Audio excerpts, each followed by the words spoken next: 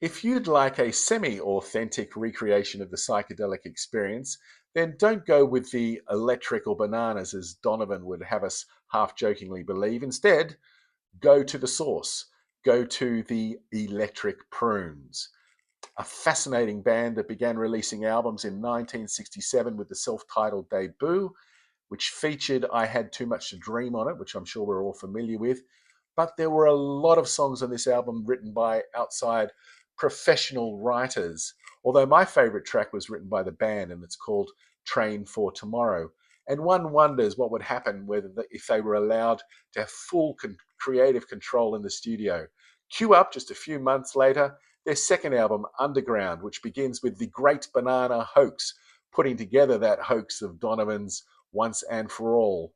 But again, worryingly, my favorite two tracks on this album, I and Antique Doll, were both written by those professional writers again. So what to do? How to arrest control? I know, turn it over to producer Dave Hassinger, who owned the rights to the band's name, and employ David Axelrod to compose all of the songs. Let's make it a full-on Catholic mass full of Gregorian chants, and let's put all of the lyrics into Latin and Greek. That'll bring the heads in, and then bring in all this orchestration, a virtual symphony orchestra into the studio, and I don't know, let's do it all in around 25 minutes. It shouldn't work, but on Mass in F minor, do we get that semi-authentic recreation of the psychedelic experience on vinyl? Let's find out.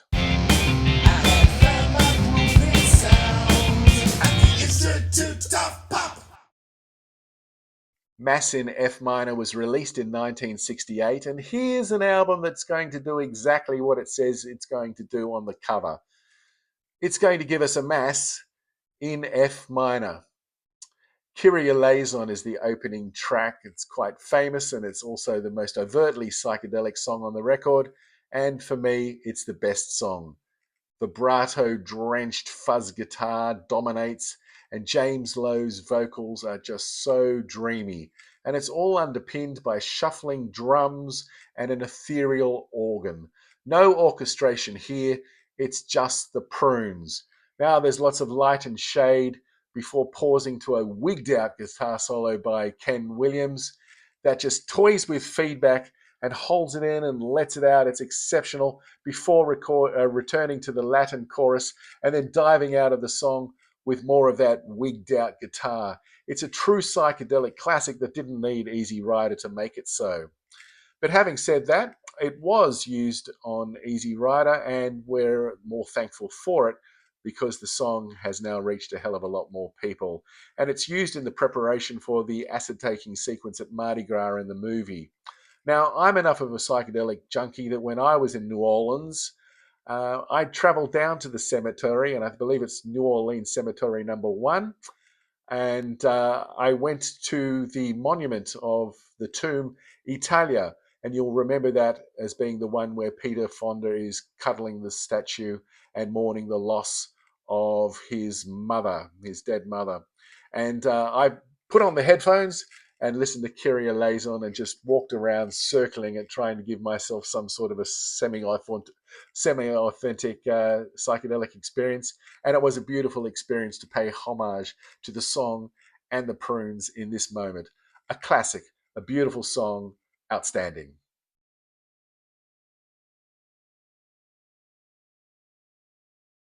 At 5 minutes and 45 seconds, Gloria is the longest track on the album, which begins with a church organ and then it has our heroes singing like they're part of a church choir. But then the freaked out fuzz begins and everything's really good. And this time, the feedback just soars to the skies. Mark Tulin on bass really shines here, and his solo is so low and groovy, it's like it's designed purely to communicate with the kind of seabed ocean life that dwells in darkness.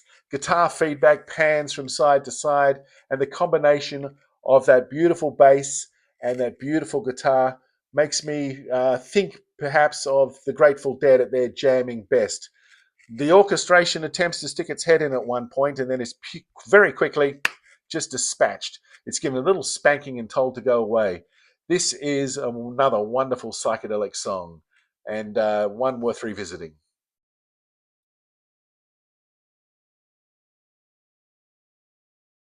Credo starts off with more organ and some of those signature David Axelrod esque sounds that, if you're familiar with Songs of Innocence and Songs of Experience, you know all too well. But the music is much more complex here, and that signifies stormy waters ahead. In fact, there are so many chords, it's like they've taken the Moody Blues advice and gone in search of the lost one. Still, there's some great jamming to be had, and the band could really kick it up in the studio, which is fantastic. And there's some grandeur to the music, which is pretty special and fantastic at times too. It's not a bad trip, but it's a heavy one. But that's what we expect on the psychedelic journey, particularly a semi-authentic psychedelic journey. And after 14 minutes, it's all over. Side A is gone. Let's move to side B.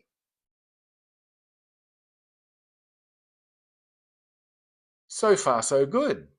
But then a change in the studio sent things into disarray, or more appropriately, sent them into array, if that's a phrase that I can use. Gone was the dynamic chaos of the Prunes jamming out on these psychedelic songs, and in was more orchestration and more complex chord charts, and it became clear that the Prunes weren't really up to it.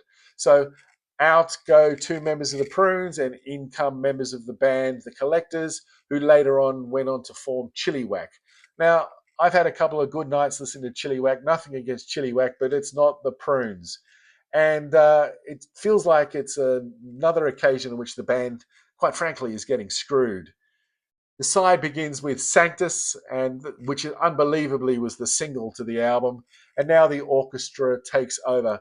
Although Mark Tulin's still there on bass, he's way down on the mix, and there's a stunning omission with when Ken Williams, that electric guitarist, the lead guitarist responsible for all of those drenched vibrato fuzz sounds, is gone entirely, and his absence is so sorely missed. But this was the master plan that Hassinger came up with, and this was the master work that Dave Axelrod produced. So obviously, Sanctus has to be the single, with some sarcasm thrown in for good measure. Hmm.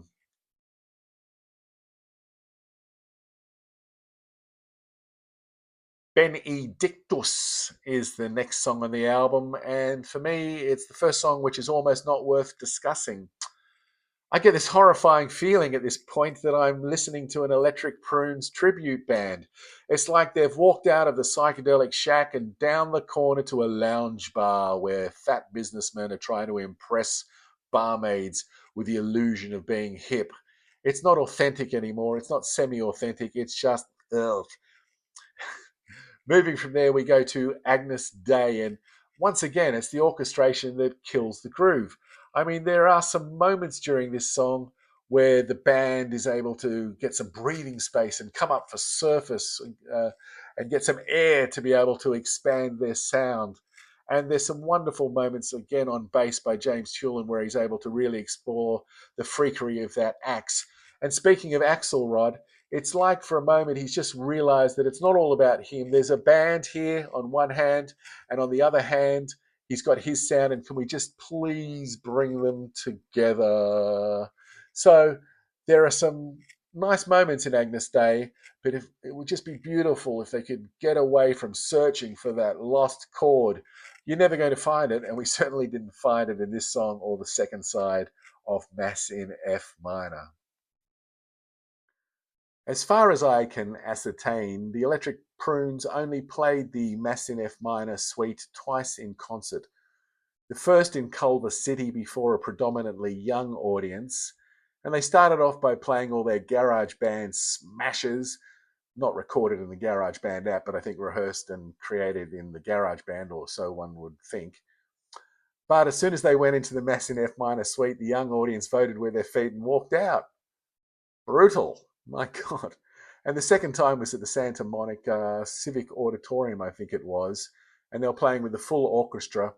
And wind blew up and, in fact, blew all of their sheet music and chord charts, etc., off their stands. And so they were left to jam. Both gigs, complete unmitigated disasters, but I would have loved to have been there just to see what it was like and, for the historical documentation of such an event. Now, to me, Mass in F minor was a holy grail because back in the early 80s, I first started to dabble in psychedelic music. And because of Easy Rider, it was high on my want list. And one day back in 1984, I was with a woman that I was desperately trying to impress. And we went into a long gone record shop in Blacktown, west of Sydney.